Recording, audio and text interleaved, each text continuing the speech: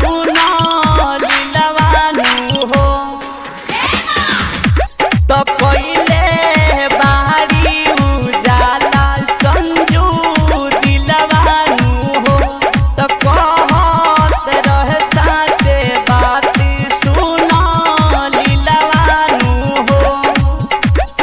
सूझ सुरीला लेके चुनरिया करत बारे गोहार की मैया मोरी झूलेली झूलना सूझ सुरीला लेके चुनरिया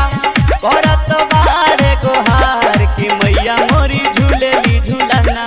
होते कहीं रोज भी निसार की मैया मोरी झूलेली